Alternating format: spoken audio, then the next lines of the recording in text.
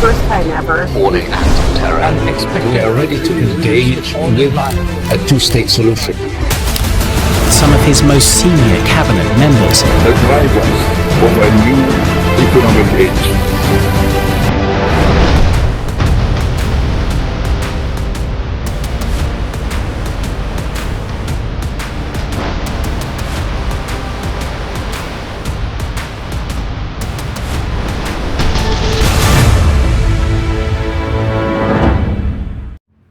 We have settled India-Pakistan. We are working on Egypt-Ethiopia. Only Armenia and Azerbaijan left. It's almost done. Now that quiet throwaway line by President Trump in his latest address was barely noticed by major headlines, but to seasoned geopolitical observers, it was a flare shot onto the clouds. Something big is shifting in South Caucasus. Now let's decode what's going on and why it might just reshape regional power in the ways that stretch far beyond the 32 kilometers in question. Now for over 3 decades, the flashpoint of Nagorno-Karabakh defined tensions between Armenia and Azerbaijan. Now this region, inhabited mostly by ethnic Armenians, they were internationally recognized as Azerbaijan territory but operated as a de facto Armenian enclave. Now that changed in 2023 when Azerbaijan launched a swift military operation reclaiming the region in the days. Over 1 lakh ethnic Armenians fled, fearing ethnic cleansing. It was a decisive shift in battlefield reality and in the power dynamic between Baku and Yerevan. But one piece remains unresolved: the Zangezur corridor. Now this corridor controversy is more than just a mere simple road.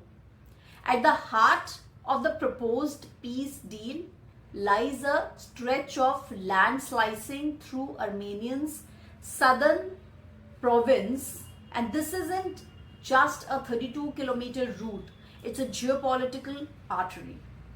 Now Azerbaijan wants uninterrupted access to its Nakhichevan exclave. Turkey sees it as a direct link connecting the Turkic world from Ankara to Baku to entire Central Asia.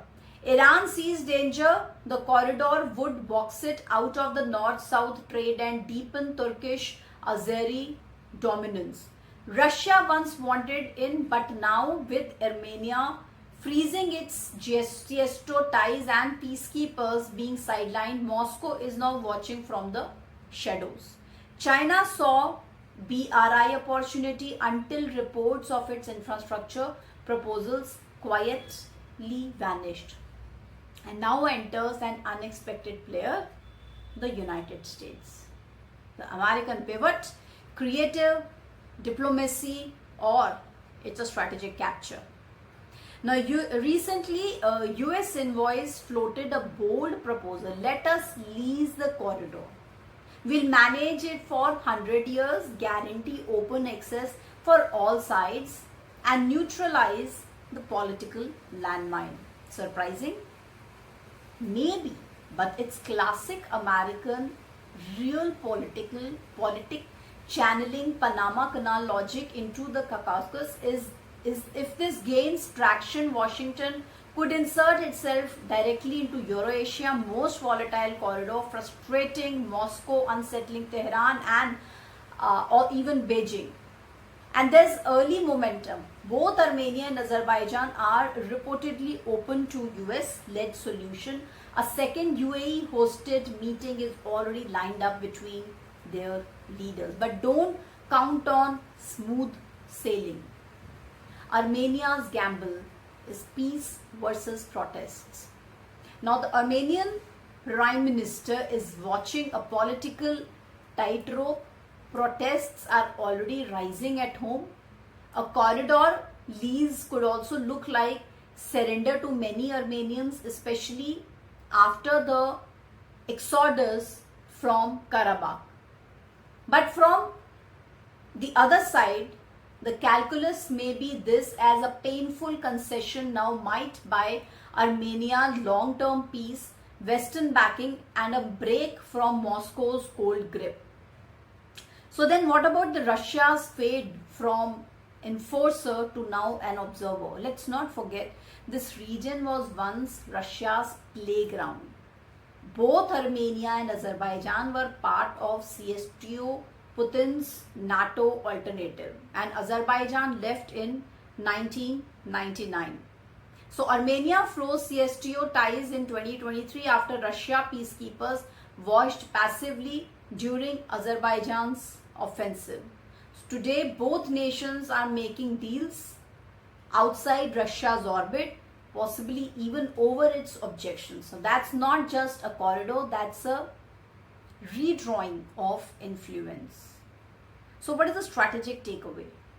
This corridor is not just about roads, it's about realignments, forgotten empires, and who gets to shape the Eurasia's future. Whether it's United States logistics, Turkish dreams, China's vanished interest, or Russia's vanishing leverage, this stretch of land could mark the next great shift in multipolar geopolitics.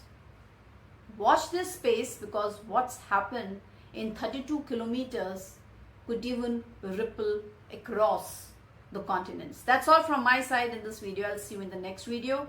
Jai Hind and Jai Bharat.